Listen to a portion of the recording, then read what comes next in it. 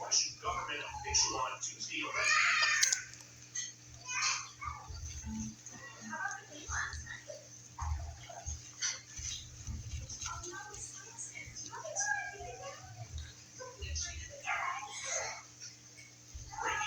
targeted a major oil pipeline station in Russia's Bryansk region. Russia has also made multiple claims of timed launching drone attacks at sites inside Crimea in recent weeks. Ukraine does not claim responsibility for attacks inside Russia, but Kirill Budanov, chief of the Defense Intelligence of Ukraine, told ABC News in January that he was glad to see the Russian air bases attacked in December. He also predicted that deeper and deeper strikes would come inside of Russia. Agents France press wrote that Shoigu called the development of air defense systems one of the priorities for Russia's military during his Wednesday address. He also reportedly said that an Air Defense Division brigade would be formed that would be trained and equipped with new generation S-350 air-to-ground missile systems, according to a 2022 story by the Kremlin-operated news outlet TASS. The S-350 launcher is a new air defense system equipped with 12 surface-to-air missiles. It is said to be designed for hitting both aerodynamic and ballistic targets. Reuters reported that Shoigu said during the same address military brass that a division of Russia's vast coastal defense missile systems had been deployed to an island near Japan. The systems were sent to Paramusher, which is part of the Coral Islands chain in the northwest Pacific Ocean. Japan claims 4 other islands.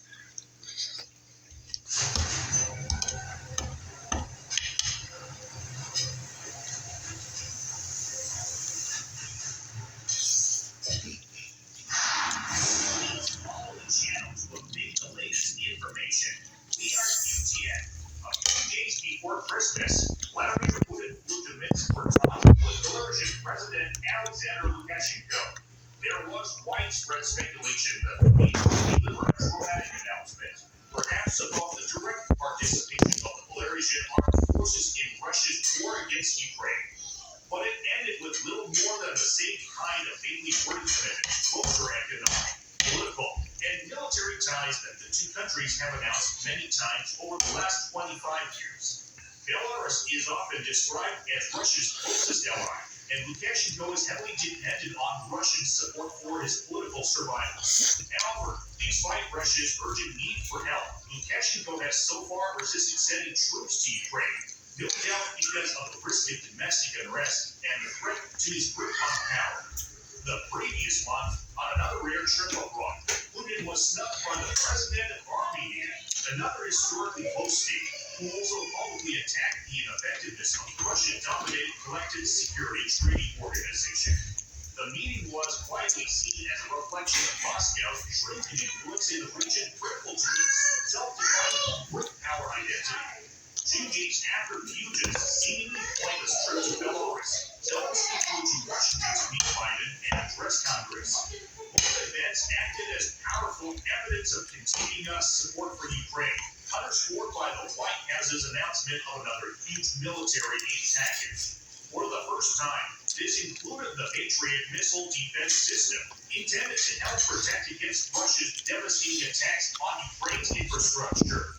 Zelensky's speech to Congress gave him a global platform for his message that Ukraine's fight is part of a wider defense against aggression and authoritarianism, and that its assistance is not charity, it's investment in global security.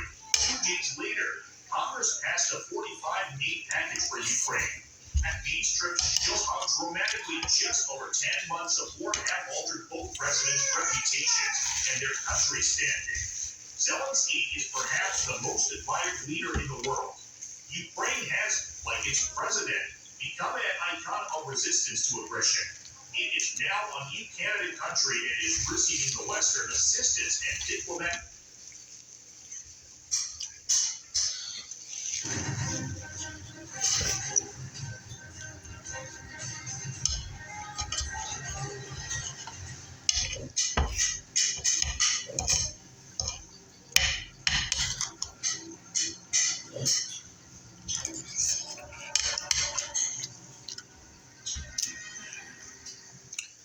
After the Kremlin fell, chaos ensued.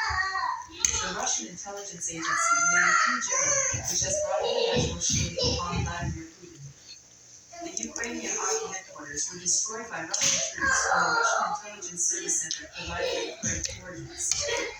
This public shaming of Vladimir Putin has captured the attention of the entire world. The Russian military's goal from the start of the conflict has been to sow terror among the Ukrainian people that they resort to bombing civilian places on Ukrainian territory. Ukrainian forces have initiated an offensive against Russian soldiers in the city of Dnipro, which has been the target of heavy Russian bombardment. Near Salona, a border village near the city of Zaporizhia, the Ukrainian army planned a ground operation to foil the Russian airstrikes. And we were able to neutralize Putin's long-range missile system. Russian forces launched a fresh airstrike to neutralize the captured Russian headquarters and Ukrainian soldiers. The Russian intelligence service accidentally sent coordinates, leading Russian forces to execute an airstrike on their own headquarters. The Russian intelligence agency made a fatal error, which resulted in the deaths of 132 Russian servicemen.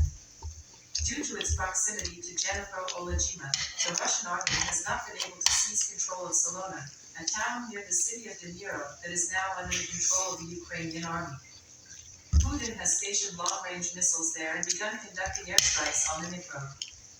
Vladimir Zelensky, the leader of Ukraine, lost his tolerance after the second Russian military onslaught on Janissary in recent weeks. Zelensky ordered the mobilization of 800 Ukrainian troops based at Dnipro, and they started walking towards Salona.